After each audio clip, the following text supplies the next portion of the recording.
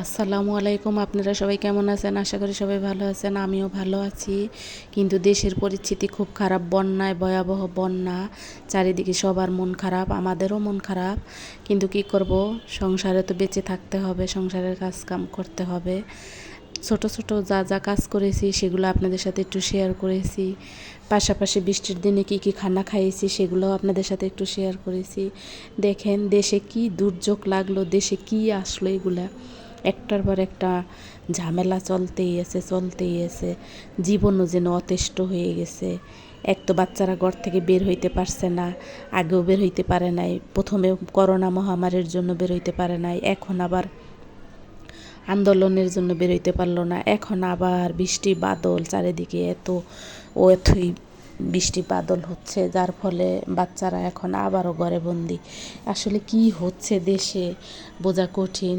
দেখেন ভারতে কি হয়ে যাইতেছে, মানুষ এইভাবে মানুষকে কেউ মূল্য দেয় না।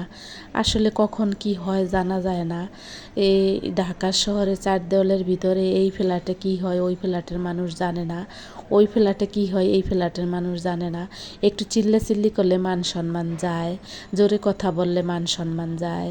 সব কিছু মিলেই আসলে মানুষের জীবনে যেন কেমন একটা অতিষ্ঠতার চলে এসছে। মানুষ যেন মানুষের প্রতি কোনো মায়া মহব্বত কোনো কিছু নাই। মানুষ যেন বিবেকহীন হয়ে গেছে। কেন এরকম হয়েছে জানি না।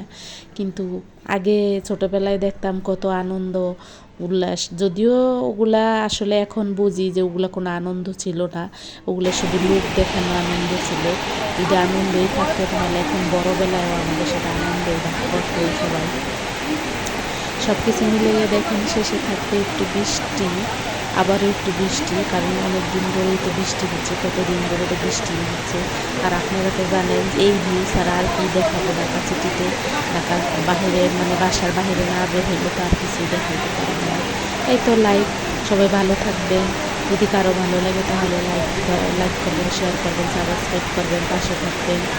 একটু বেশি বেশি করে ওয়াচ টাইম দেবেন, যদি মনে করেন আপনজন তাহলে ওয়াচ টাইম দেবেন। এই তো এই লাইফে সবাই যুক্ত করলাম, আমিও সবার সাথে যুক্ত হইলাম। সবাই ভালো থাকেন। আসসালামু আলাইকুম। উপভোগ করেন বৃষ্টি আবারও।